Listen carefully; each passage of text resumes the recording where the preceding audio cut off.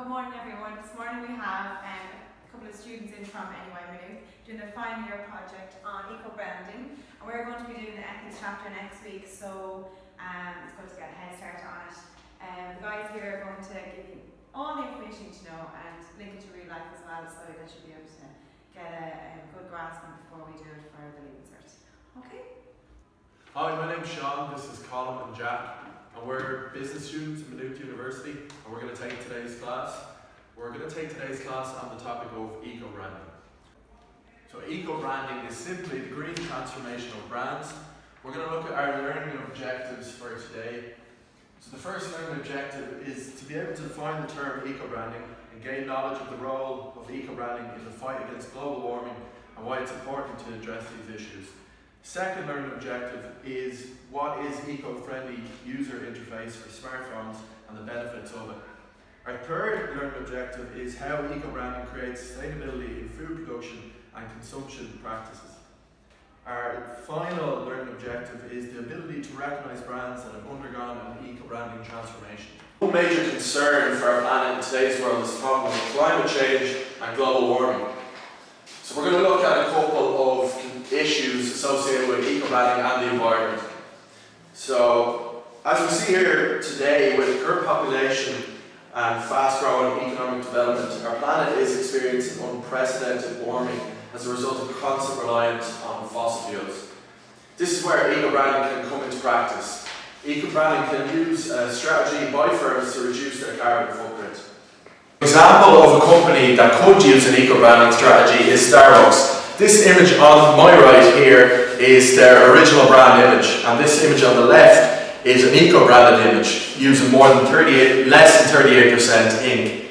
So a key statistic that we looked at with the consumption of ink is that in 2012, 942 million inkjet cartridges were sold. That's enough to fill 4.2 Olympic-sized swimming pools. We're now going to look at a couple of environmental issues associated with printing.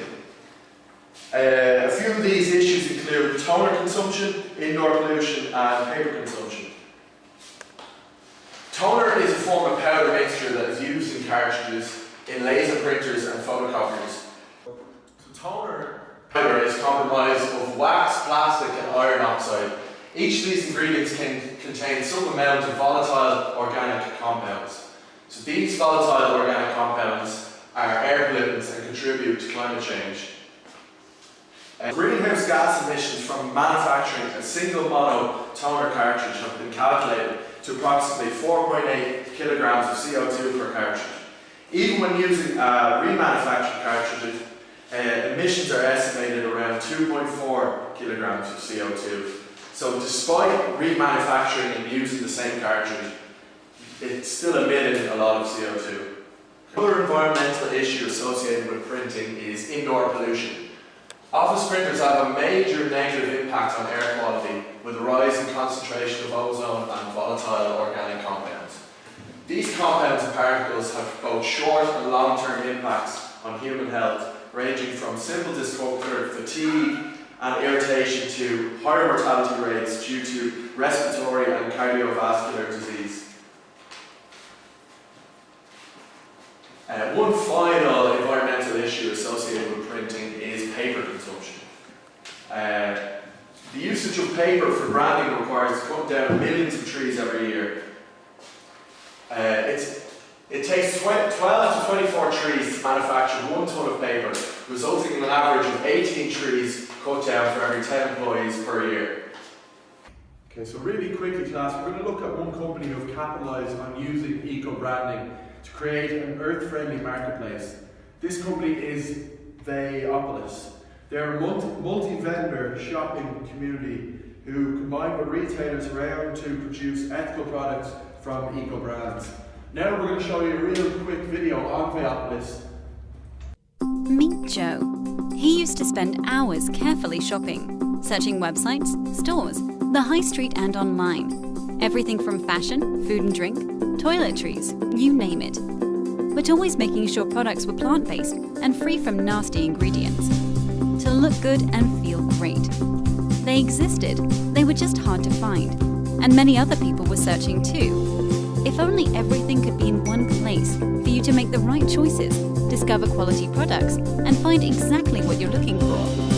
Welcome to Biopolis.com, a one-stop shop full of incredible brands, a marketplace that has everything you need, a place for customers, a place for sellers, and 100% free from nasties. It's good for us, good for them, it's good for everyone. We can't wait to show you.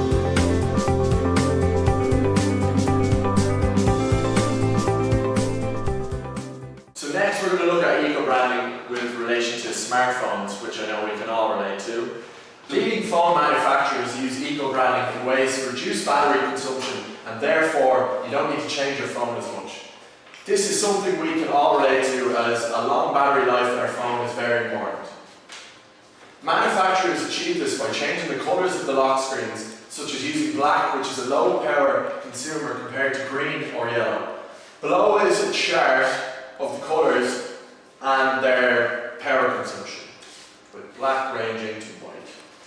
So apps like YouTube and Twitter have a night mode feature which automatically changes the user interface to black. This feature also reduces the strain on the eyes, preventing high coloured rays from entering and damaging the retina. The Irish food industry is also taking the environment into consideration. Board Bia, Irish Food's governing body, began an initiative called Origin Green to encourage sustainable practices in the food and beverage industry in Ireland. It involves reducing waste right along the supply chain of products, from the farm to the shop floor.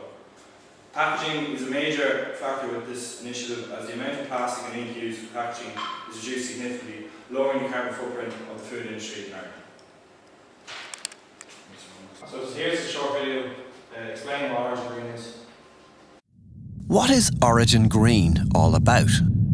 Led by Board Bia, Origin Green is Ireland's food and drink sustainability programme. It brings together our farmers and food producers with a common goal: sustainable food production. In essence, that means producing food in a way that's kinder to our environment and its people.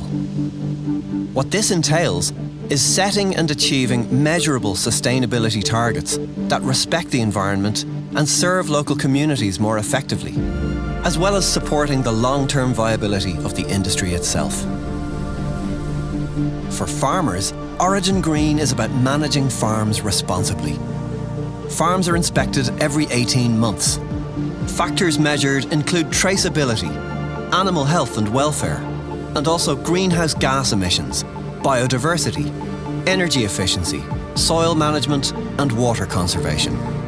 Using these measurements, farmers can improve the sustainability of their farms. 90% of the beef produced in Ireland and over 85% of our dairy farms are now part of Origin Green. For food businesses, Origin Green commits them to mandatory target areas that are independently checked. These include the sourcing of raw materials and the role of energy, water, waste, emissions and biodiversity in manufacturing, as well as areas like health and nutrition, community initiatives and employee well-being. At present, 90% of Irish food and drink exports come from Origin Green members. With Origin Green, the Irish food industry is harnessing the power beneath our feet. There are many well-known global and Irish examples of brands that engage in the process that make their branding operations more eco-friendly. A beneficial reason companies use eco-branding is to boost their corporate image and improve their brand name, as well as having a positive impact on the environment. So this brings us on to our next brand, McDonald's. There's no introduction needed. They are a global company. Their industry field obviously is food, which we know, and they have 36,000 restaurants in over 100 countries. In more recent times, they've shown a dedication to being more environmentally aware by participating in eco-branding activities with the aim of reducing their ink in branding and food consumption methods. So if we maybe look at it in the sense that if we walk into McDonald's in any town or wherever you might live, think of straws, for example. They're a perfect example of where an eco-branding initiative could come into play. If you think of the straws, I think they're yellow and red, there's little lines on them. I know it sounds trivial, but if you think of this and maybe either don't put the colour on the straws or even reduce the amount of straws. I know, for example, some places, some McDonald's restaurants have stopped giving straws with their cups, and instead of that, if maybe for whatever reason, either if you want one or you need a straw, you go up and ask instead of them giving them to you with your tray, as you might remember in previous. Like, that's an excellent way of reducing waste, and it also shows that they are dead set on maybe moving their business methods towards a more sustainable way of practicing. So another thing to think about was, not only was have McDonald's started to move towards eco-branding for the cutting of costs, but also another big factor was their customers were crying out for it too. Now, we mightn't, all sit at home and be thinking of the environment every day of the week. No one does. But some people nowadays are trying to come more towards maybe thinking a little bit more towards the environment. I would in some ways now, from doing my geography degree, I would think I wonder what's that doing to the environment. Some of these things have massive effects on the environment. But just one fact here that stood out to us when we were doing some research for this presentation was that 2 out of 10 McDonald's customers claim to be eco-branding customers and have agreed that they would pay a higher rate for sustainable products. So this is also worth noting that nowadays people don't mind spending a little bit more on these products. I know it could be a little bit more dearer, but we all have to do our bit, to protect the environment. That's kind of going back to what I was saying about the straws. Same thing, it applies with all of McDonald's things that we consume the food with. If we also look at this is just a prime example of how someone has researchers have come up with a possible solution to eco-branding, where if you take the yellow out of the centre of the McDonald's, it leads to 34% less ink. This, if you multiply this by whatever amount of millions of cups and other consumables that are produced by McDonald's every day, it's a considerable reduction in ink, So the next company on our list is an Irish company. It's SSE Electricity, and their field is utilities. So in other words, they provide green energy to homes and businesses from sources such as wind farms and solar panels and forms of energy like that. They're very important in our discussion today because they base their whole kind of business model around sustainable energy, which is extremely important. But again, no introduction needed. Nike, one of the things that Nike have done is they have created an internal app which was released a few years ago in order to measure the ecological impact of various materials and colour dyes, to urge its designers to think about the products in terms of not just financial cost, but overall earth impacts. That sounds like a mouthful. It's very simple. It's just an app that was created to look at various different factors in production that have an effect on the environment. It's a good idea because it's a way of what could you say, making their suppliers interact with them in order to also shape their methods of production and save various aspects of the environment as well. They also done more things, like they used previously recycled materials in some of its products. They designed their boxes to reduce packaging.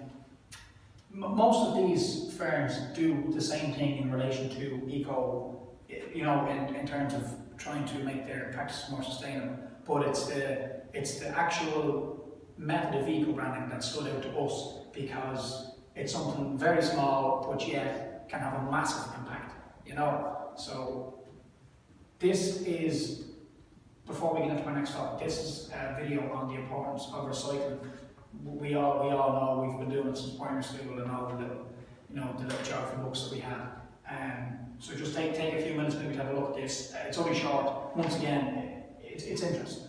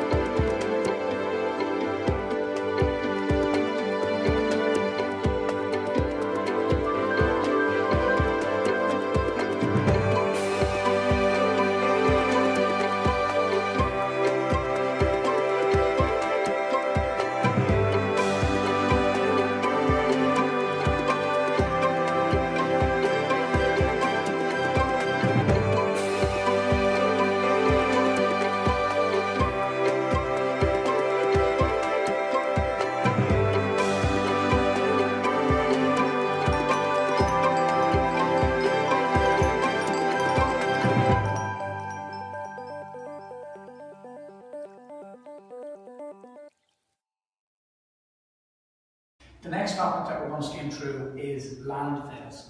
And I don't know, maybe some people in the class don't know what they are, but a landfill is basically a spot where rubbish goes to be either dumped or buried. Now, maybe there is plenty in Ireland alone. Maybe it's something that you might think, oh, sure, I don't see that. I went to school, whatever. But there is loads in Ireland, especially in close down as well. But like in 2017, the EPA, which is the Environmental Protection Agency, recorded that waste has been sent to landfills. That waste that has been sent to landfills have risen by 40% in 2016. Now, I think in this day and age, that's not really acceptable. 40% is just far too much. And over the years, recycling rates have boosted, although waste collectors are making more use of landfills due to rising costs and the inability to send the rubbish abroad to be treated. It's like everything. Ireland has a small market, so it mightn't be attractive to these big corporations that specialise maybe in separating cardboard or recycling metal. Although there is some, but it's not as appealing to the big companies. So therefore, that's what these statistics are speaking about. That it's becoming more increasingly expensive for the likes of maybe your local bin provider to not use landfills. I suppose that's wrong, and the government should do something about this. But that's for another topic. So anyway, it's the same thing. Numbers from local authorities show a rise in the amount of criticism about illegal dumping. I live in the country and I see loads of illegal dumping, bin bags, mattresses, fridges, all over the place. So it's just not acceptable. Products that dominate landfills are, we'll say, the packaging for flowers, nappies, disposable plates and bowls, food, plastic razors, plastic bottles. If we think of this from an eco-branding point of view, what did all these products come in? What packages, what plastic, what paper? How much ink was used on all these for the consumer like us, to just eat the bar of chocolate, dump it within 2 seconds? How much ink went into making that? I know we have to have information written on the packaging, but it's vital that these companies start to look at these things and say, no, this is a viable way of reducing our ink, So we'll quickly skim through this. The effects of landfills on the environment: air pollution, methane gas traps 20 times more heat than CO2. Biodiversity impacts: a loss of approximately 30 to 300 species per hectare. Groundwater pollution is just the water that's on the ground, rivers and stuff like that, where the waste from landfills seep into the ground and they go through these channels, which lead to increased toxicity, not only in the groundwater, but soil, so it goes into food, all that crack. And then the visual impacts, obviously, they're not exactly a nice sight. If you ever seen one, personally, I have, they're huge big mounds or massive holes stuck in the ground, and the environment will never recover from these, you know. So this is also, I haven't seen that, this is just also a graph to show the current landfill rate. So you see the red here is 93%, and obviously this yellow colour is lower down. But like maybe in countries like here, which might be a little bit less developed, depending on what way you look at it, Estonia here as well, these are all kind of newer member states of the EU. We see that they're very, very high. Well, we've come to the end of our class now, and this is a conclusion. We've concluded that many companies have begun to take corporate responsibility for the environment. Corporate responsibility is a massive segment in business where the corporation or the firm has a responsibility to the environment and also to society in general to look at images such as environmental awareness, charity and so forth, and in this day and age they should be participating in this type of thing. It is vital that we understand that the effects, I'll move to the side so you can see, the effects of humankind are having on our planet is devastating, and initiatives like eco-branding are a big step in the right direction. If we continue to keep pushing for more big companies to reduce their carbon footprint, then we might be able to make a change for the better. The most important thing out of an initiative such as eco-branding is that we're not only looking after the environment for ourselves, but we are looking after the environment for future generations such as our kids and so forth. It's not just for us. We need to preserve it for the future generations. That is the end of our class. We hope you found it interesting, and maybe you could take some things from it that maybe you might bring into your own life, or at least you'll be aware of initiatives such as eco-branding and maybe spot some things when you're out and about, especially maybe related to food practices and food consumptions. So what we have here is we have a little eco-branding activity sheet that I'm going to hand around at the end of the class, and it's just it's very simple. It's the learning objectives, and maybe write down what you took from the class, just even if it's something simple, whatever it is, we want to know, we want feedback from you. There's also a little spider diagram of eco-branding and the environment, just a couple of facts and figures for you to take home, maybe to help you with to refresh your mind about what we showed you on the slides. And if we turn it over, there's another little picture of the smartphones and the eco-brandings. I thought that particular chart was very interesting because it relates to users, young people, and us as well. Because as we all know, if our percentage on our battery is going low, we switch it from high brightness to low brightness, which is white to black, and black is a low power consumption light. That was very interesting. The next bit on the activity sheet is just another little few boxes on the food industry, especially if you remember the Board B video, and there's a little link on the sheet as well, and you can have a look at that when you get home. There's a couple of questions here for you, maybe take a few bits off the video as well. And then there is, at the end of it, there's just a couple of boxes here in relation to the brands. So maybe you could write down anything you can remember about the brands, what we said, or maybe are they Irish or global, and what routes they take towards the branding, the eco-branding initiative.